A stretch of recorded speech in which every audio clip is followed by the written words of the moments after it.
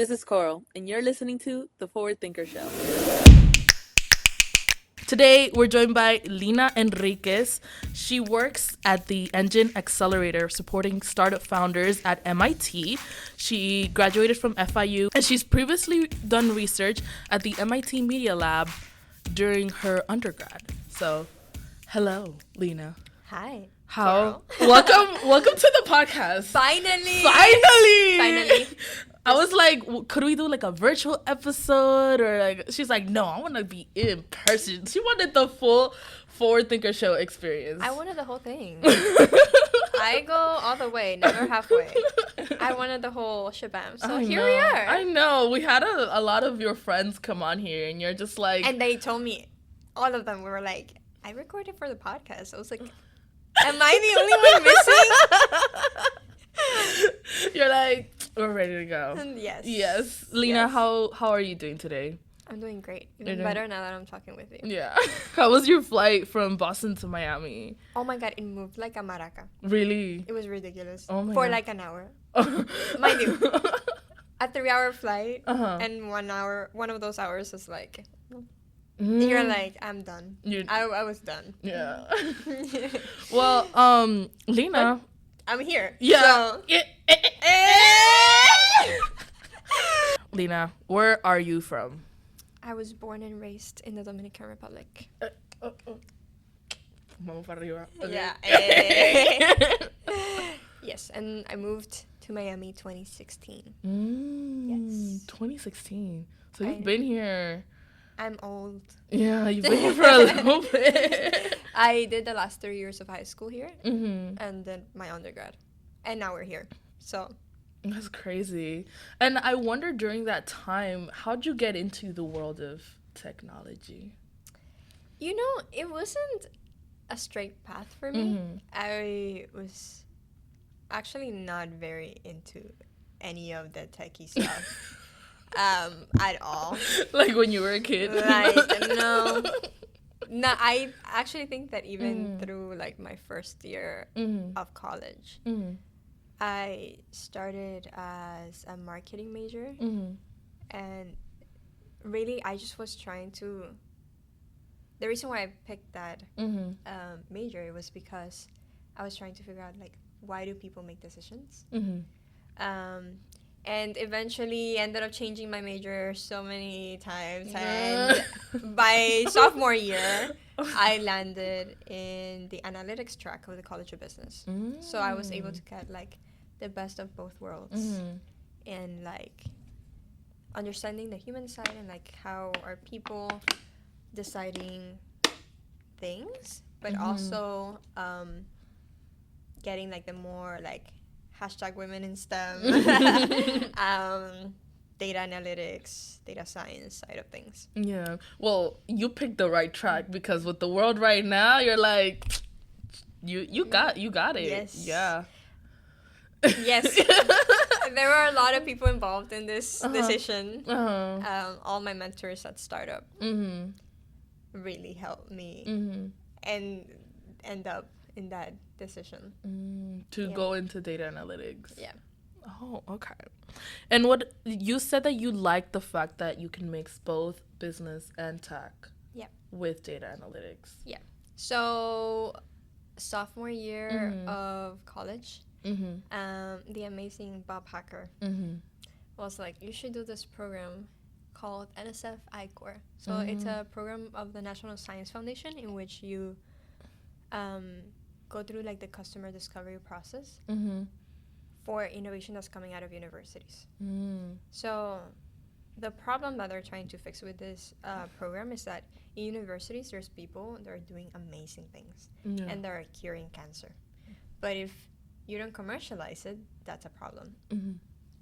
So I went through that program with a PI, a principal investigator, and a PhD student. They had the research, and I had more like the business background. And I was like, this is so cool. Yeah. I absolutely love that you have done the thorough research that is needed for this type of work, Mm-hmm. and that you're putting it in the market. And that sort of like geared the rest of my college career. Mm-hmm. That's how I ended up in the Media Lab. Mm-hmm. Just because the Media Lab focuses a lot on translation. Mm-hmm. My work at Startup FIU was Mm-hmm. a lot on like helping students also like develop this entrepreneurial ecosystem, Mm-hmm. and then now at the Engine. Wow. Yeah. What is the Engine? What do they do? And like, how do they help people? Okay. So the Engine is spun out of MIT in 2016 when the president of MIT realized that Mm-hmm. there were two main challenges for people that were commercializing research from universities. Mm-hmm. One, an infrastructure problem. Mm-hmm. So once you graduate, there's no like lab or shop space. Mm-hmm. And second, a capital problem. Mm-hmm. So I'm telling you, universities, people are so smart. Mm-hmm. Like people are like doing rocket science, and Yeah. they're curing cancer, Mm-hmm. and they're doing so many different cool things, but that take a lot of time to develop or to get out of the lab or to grow. And we need something called patient capital. Mm-hmm. So that's how the Engine was Mm-hmm. built, both as an accelerator and as a venture fund. Both businesses grew, and last year they split, and we became the Engine Accelerator, which is where I work for, Mm-hmm. and Engine Ventures. Mm-hmm. So in both ways, we support what we like to call tough tech founders and tough tech teams. And we define tough tech as the convergence of science and engineering, and that it needs a longer time to develop or to fund. And yeah, that is not just a normal VC that expects to see returns between years 8 and 10. Engine Ventures is like from 12 to 17. Yeah. So it's giving like Oppenheimer. It's giving a lot of time. It's giving a lot of patience. Yeah. So you feel Yes. like Oppenheimer would be one of the people who would be in this accelerator? Probably. Yeah. Yes. Yeah. You mentioned that in your experience there, what were could you give me like an example of like some of the things that you've seen in there that like you could not have learned anywhere else? That is not NDA breaking. Not NDA breaking. I'm not breaking my NDA here. I think the perspective that, okay, when I was at the Media Lab, I learned that everything is a system. So we're all interconnected. And that can be like in many different ways of our lives, like from like the interpersonal, spiritual, to like the physical with like highways and everything. Okay. I took that learning from the Media Lab a little bit higher into now, like how am I thinking about like an ecosystem for entrepreneurship? And it's sort of like something that I was doing at startup, but not so intentionally. Like I feel like sometimes you don't realize things until you look back. Yeah. So here at the Engine, we're not just an accelerator. If we were just an accelerator, our success metric would be to spin out companies. And that's not what we do. So we focus on something called the 5-factor model, in which we're really seeing the ecosystem of entrepreneurship itself. So we focus on entrepreneurs, we focus on universities, corporations, government, and venture capital. So if I were to give that iPhone to Christopher Columbus, he wouldn't know what to do with it. Right? Because he doesn't have the infrastructure. How would he charge the phone? Yeah. How would he learn to use a phone? Yeah. How would he connect to Wi-Fi? Like there's so many things that do not work in that system Mm-hmm. the same way that is applied to entrepreneurship. Mm-hmm. And the same way I'm learning that, like, how can I support all 5 stakeholders Mm-hmm. in this model, Mm-hmm. in this system, so that it works and that it yields more entrepreneurial activity and more connectivity. Mm. Yeah. I guess I never thought about it like that, because sometimes you think about people who don't have sort of those opportunities to be surrounded or be in an like sort of like entrepreneurial space. Yeah. Because like I think about it, I'm like, well, if I wanted to learn more about entrepreneurship, then I could just come here and then maybe I'll go to an accelerator later on, but at least I have somewhere to start. But like Yeah. there are people who just don't know how to start anything, or like they sometimes people think that like entrepreneurship is like opening a mom and pop shop or like a restaurant, but it's really what you've done is sort of like, I am working on making a system to help people make whatever the problem they want to solve Yeah. scalable. Yeah. And we focus on, like, on the social side. Mm-hmm. So climate, Mm-hmm. health, Mm-hmm. and advanced systems infrastructure. Mm-hmm. So everything is very, like, social impact driven. Mm. All of the companies that are spinning out of the engine Mm-hmm. are doing something to help humanity in some Yeah. shape, way, or form.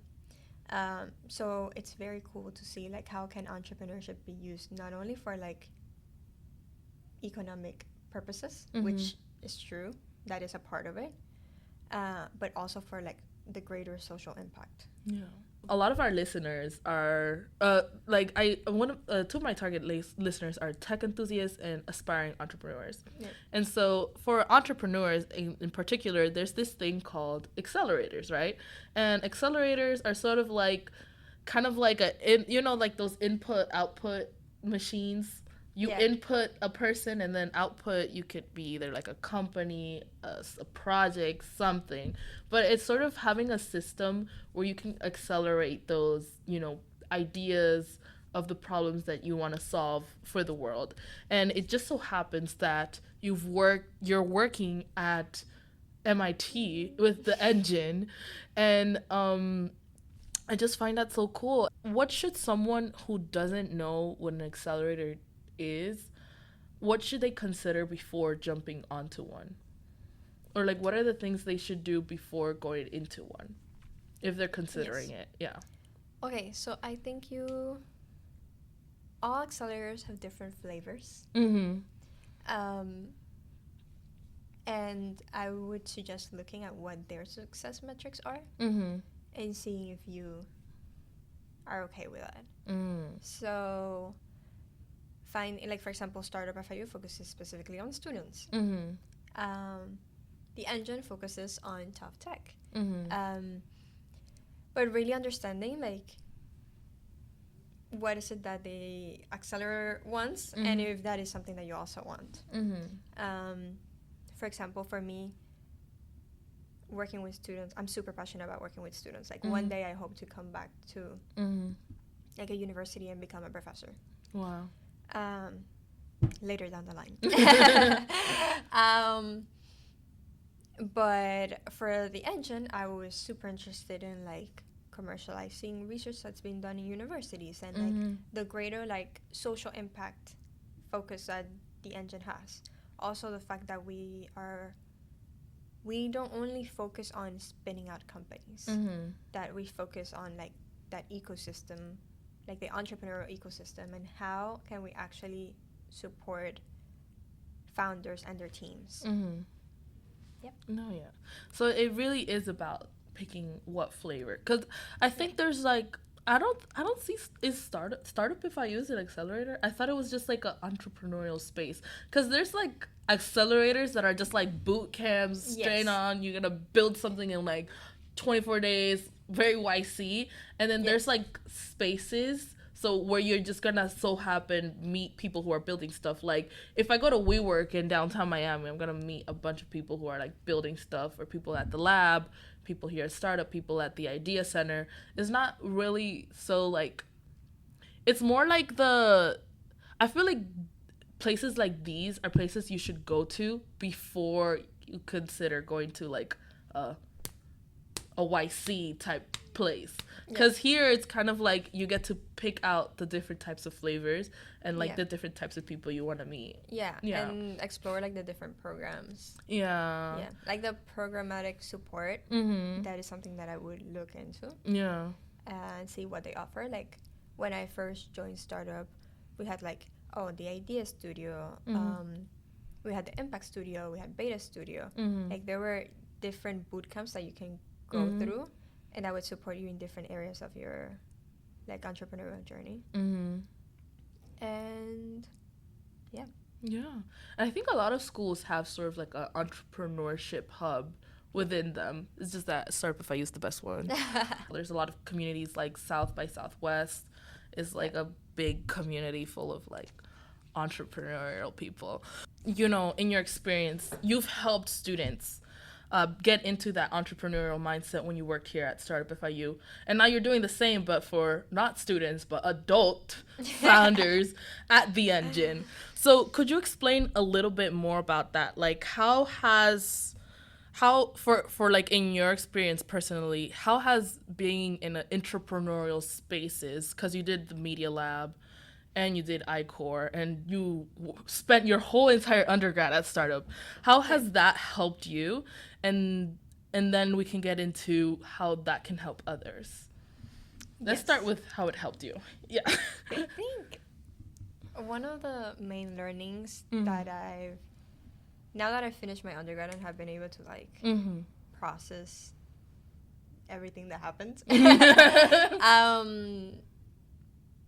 I realized that all I know is that I don't know, and that is a very like powerful thing or way of thinking. Like if you have a beginner's mindset and you approach everything with like, okay, this is, even though I might have done this work in the past, or you're speaking with someone new or someone completely different, or or you have a different challenge, you approach everything with a beginner's mindset, and that is super important part of like entrepreneurship in general. And a learning that I'm taking now at the Engine, like I just started working there, and everything is like so bright and new and shiny, and I'm learning so much.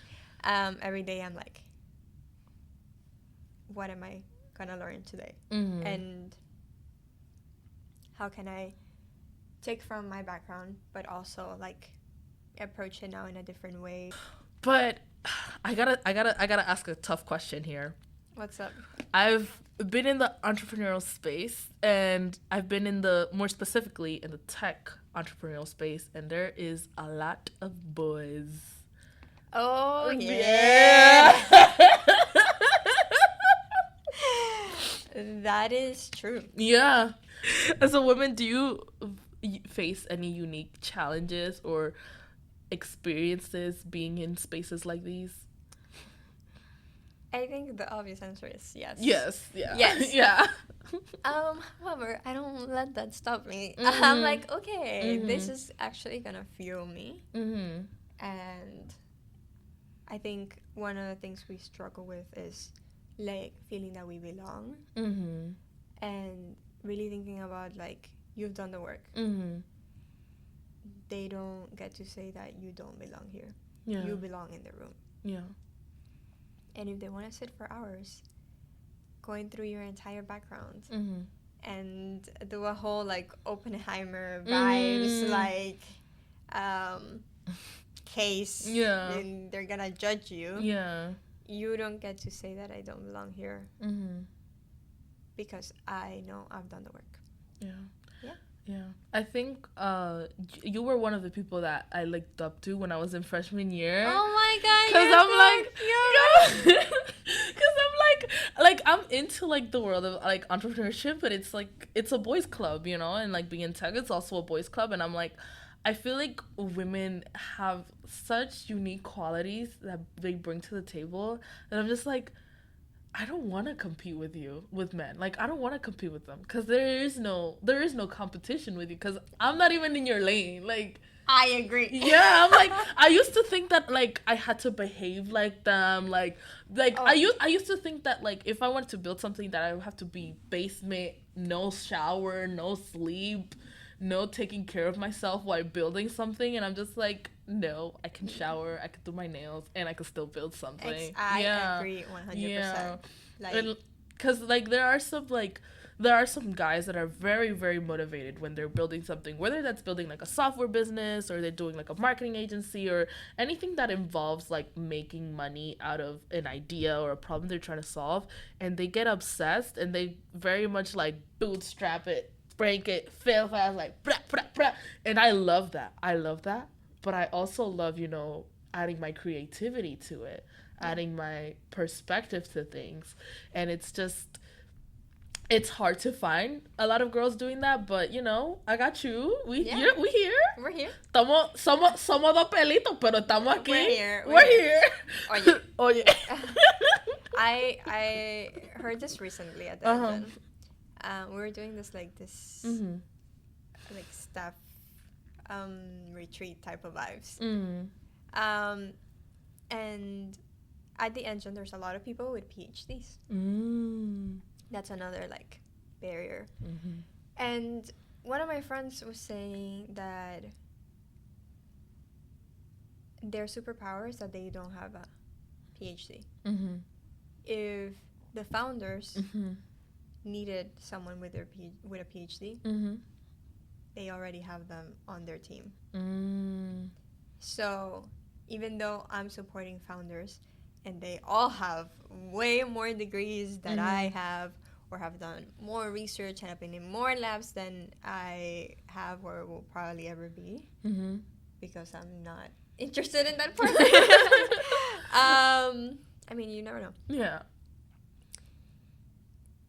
Your superpower is being alone. It is the work that you've done and how you present yourself, and knowing that if you're in the room, I'm telling you, I went through a very thorough interview process. If you've done the work and you're in, that's it. You really don't really need that external validation that some other people might have, because you already have that in you. Yep. You already have that like power to make something or build something or be a part of a space who makes and builds people. I'm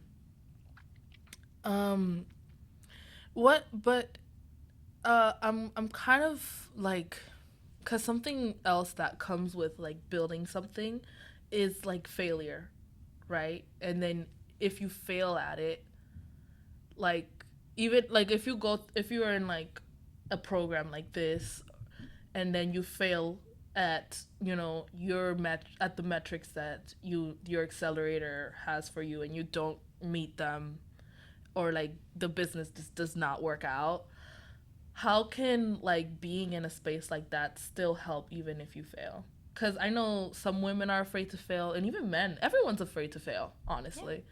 But like, is there benefits to failing? Just your thoughts.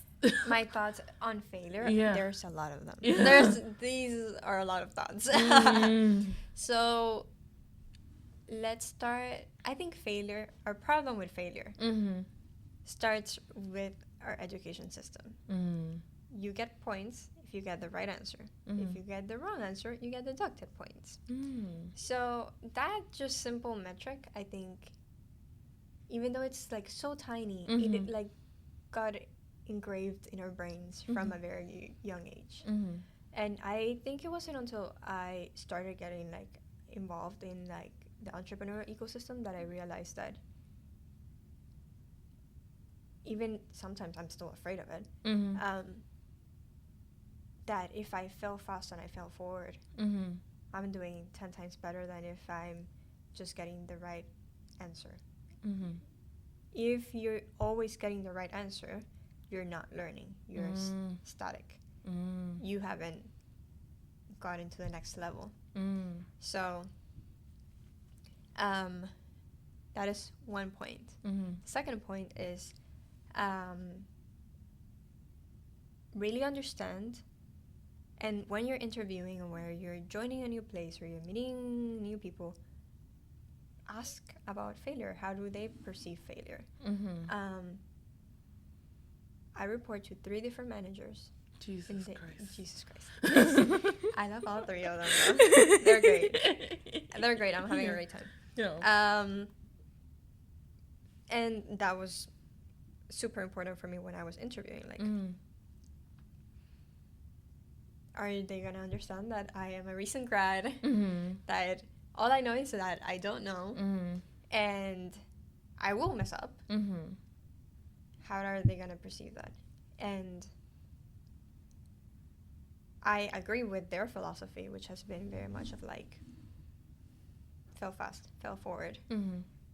And we're very straightforward. Mm-hmm. We're like, you messed up. Or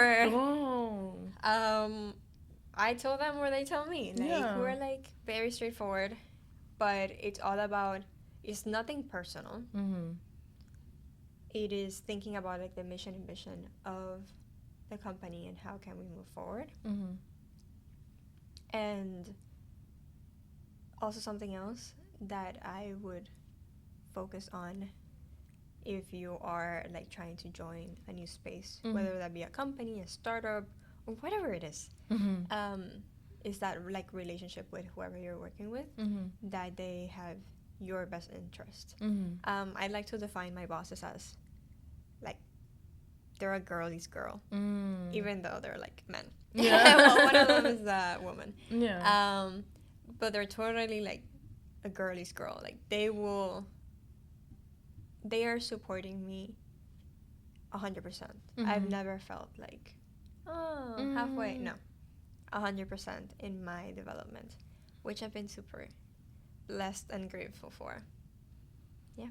Yeah, that's great to hear that being in a space that's like an entrepreneur space, like the accelerator you work for, sort of they give you that tough love that you wouldn't find anywhere else, even if you fail. Because I noticed that like even like this is the only place where I've received like from a personal standpoint, I've received like real criticism of like my work. Because outside everyone's like, oh my god, congratulations, oh my god, you're doing a startup, oh my god, that's so cool.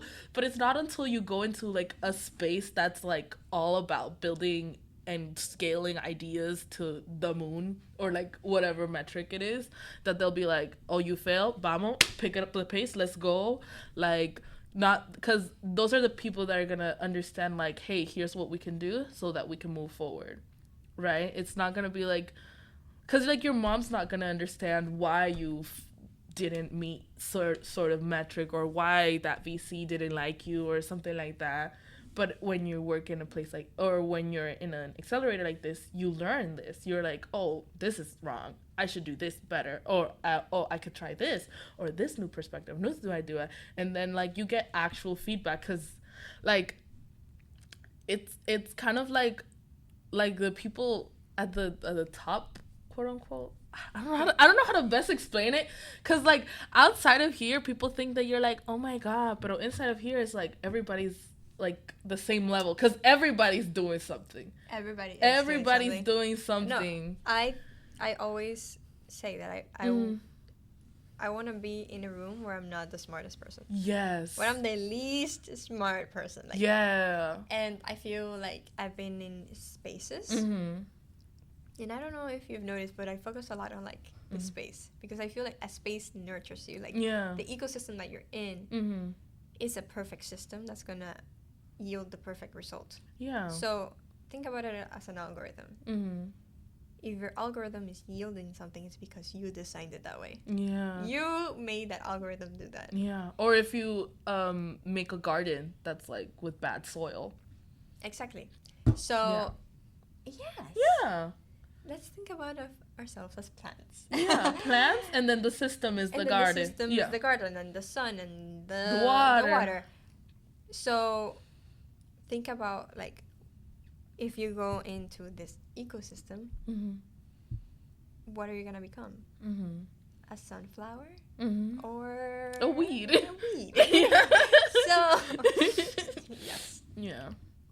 I want to end off because you shared a lot of great stuff today. Is there any last piece of advice for any aspiring entrepreneurs, especially young people, because you've worked with a lot of young people before, a lot of Gen Z, anything that will help them get more clarity? Because there's a lot of people that I've met that are very young, very ambitious, but they just feel like un poquito, ¿cómo se dice terco en English?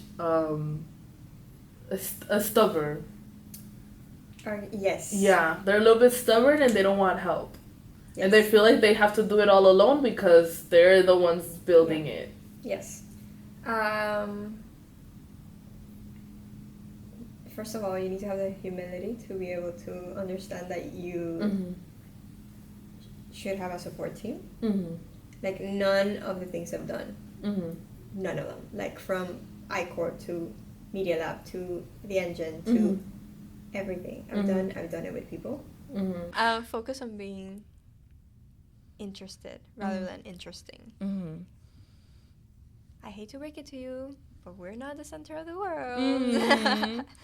And if you're really interested in what other people are doing Mm-hmm. and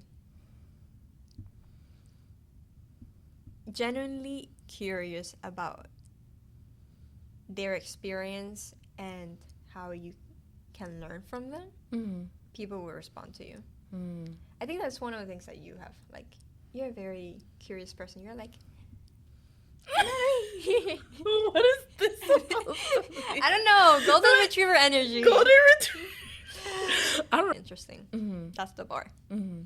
And I think that will help you in all of your Entrepreneurial ventures. yes, Yeah. and all of your adventures in Yeah. life. Oh my god, adventure comes from Adventure! It's not a destination, it's a Journey. It's a journey. You heard it on the podcast. You heard it on the Forward Thinkers. Bueno, Lina, thank you. Well, Lina, thank you so much for coming on today to the show. I'm gonna give you the space now to promote anything that you'd like and how people can reach you. Yeah, if you ever need anything or want to chat, Mm-hmm. feel free to reach out to me on LinkedIn Mm-hmm. at Lina Enriquez. Mm-hmm. And yeah, You want to promote anything? the Forward Thinkers Show. She's so nice. I love her. All platforms. All platforms. Like and subscribe. Like and subscribe. Thanks for listening to the Forward Thinker Show podcast. Don't forget to like, comment, and subscribe so you never miss an episode.